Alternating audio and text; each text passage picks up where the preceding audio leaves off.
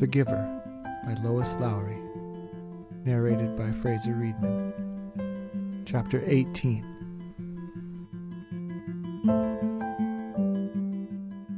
Giver? Jonas asked the next afternoon. Do you ever think about release? Do you mean my own release, or just the general topic of release? Both, I guess. I apologize. I should have been more precise, but I don't know exactly what I meant. Sit back up. No need to lie down while we're talking. Jonas, who had already been stretched out on the bed when the question came to his mind, sat back up. I guess I do think about it occasionally, the Giver said. I think about my own release when I'm in an awful lot of pain. I wish I could put in a request for it sometimes.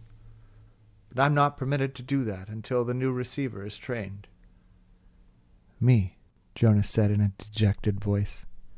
He was not looking forward to the end of the training, when he would become the new receiver.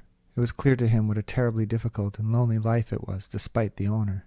I can't request release either, Jonas pointed out. It was in my rules. The Giver laughed harshly.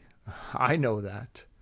They hammered out those rules after the failure 10 years ago. Jonas had heard again and again now the reference to the previous failure, but he still did not know what had happened 10 years before. Giver, he said, tell me what happened, please. The Giver shrugged.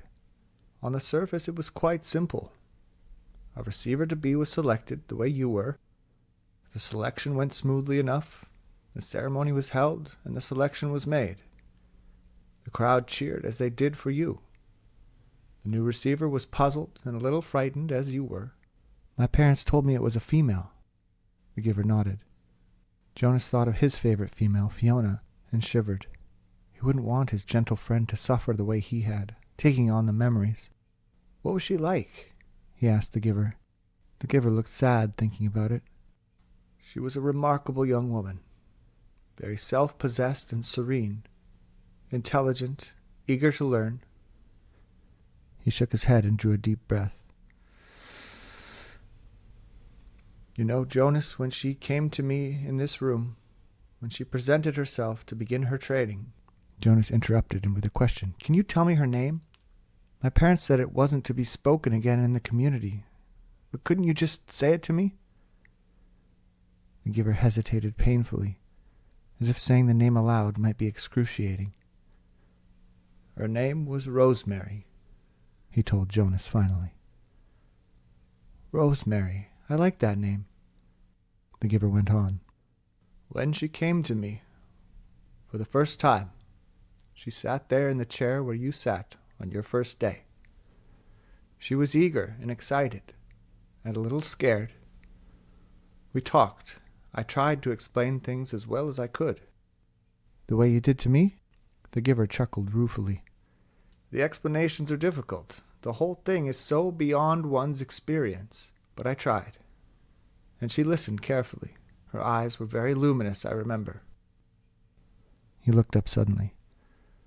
Jonas, I gave you a memory that I told you was my favorite. I still have a shred of it left, the room with the family and the grandparents. Jonas nodded. Of course he remembered. Yes, he said. It had that wonderful feeling in it. You told me it was love. You understand, then, that that's what I felt for Rosemary, the Giver explained.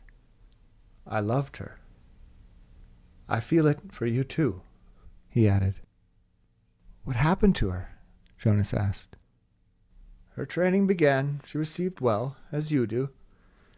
She was so enthusiastic, so delighted to experience new things. I remember her laughter.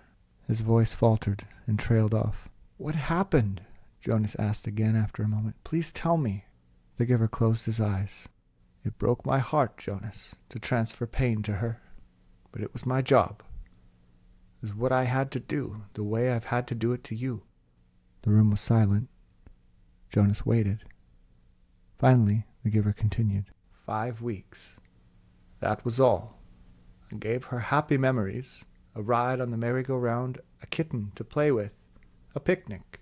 Sometimes I chose one just because I knew it would make her laugh, and I so treasured the sound of that laughter in this room that had always been so silent. But she was like you, Jonas. She wanted to experience everything. She knew that it was her responsibility. And so she asked me for more difficult memories. Jonas held his breath for a moment. You didn't give her war, did you? Not after just 5 weeks. The giver shook his head and sighed. No. And I didn't give her physical pain, but I gave her loneliness.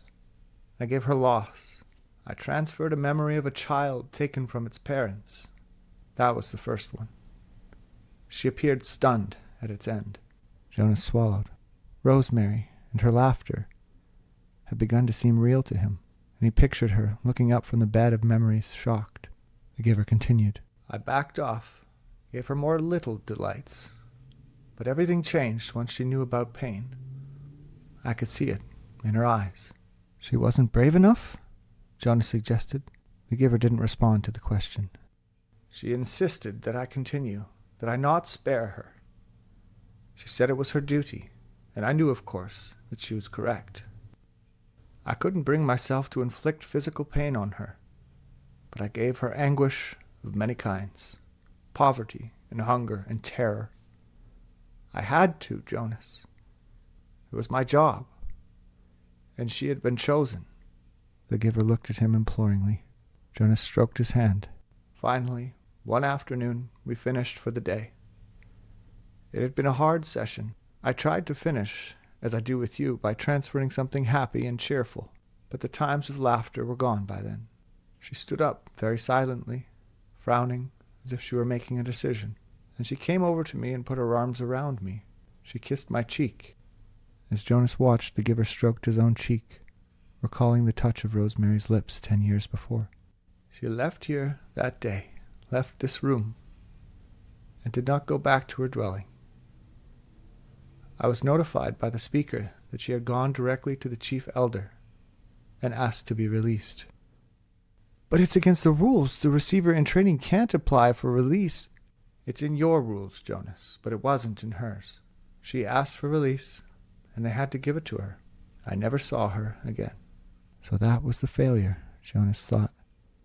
It was obvious that it saddened the giver very deeply. But it didn't seem such a terrible thing after all. And he, Jonas, would never have done it, never requested release, no matter how difficult his training became. The giver needed a successor, and he had been chosen. A thought occurred to Jonas. Rosemary had been released very early in her training. What if something happened to him, Jonas? He had a whole year's worth of memories now.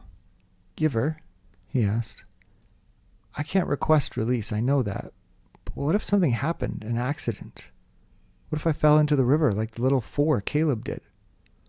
Well, that doesn't make sense because I'm a good swimmer. But what if I couldn't swim and fell into the river and was lost? Then there wouldn't be a new receiver. But you would already have given away an awful lot of important memories. So even though they would select a new receiver, the memories would be gone except for the shreds that you have left of them. And then what if... He started to laugh suddenly.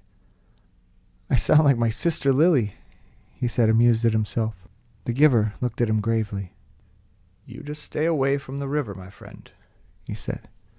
The community lost Rosemary after 5 weeks, and it was a disaster for them. I don't know what the community would do if they lost you. Why was it a disaster?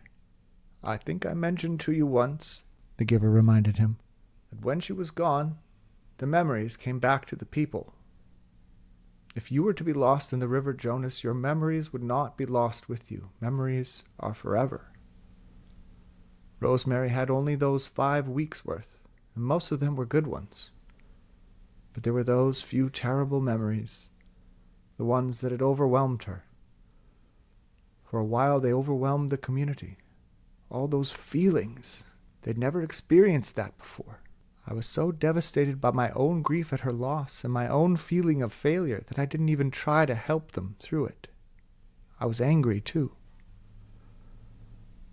The giver was quiet for a moment, obviously thinking. You know, he said finally, if they lost you, with all the training you've had now, they'd have all those memories again themselves. Jonas made a face. They'd hate that. They certainly would. They wouldn't know how to deal with it all. The only way I deal with it is by having you there to help me, Jonas pointed out with a sigh. The giver nodded. I suppose, he said slowly, that I could...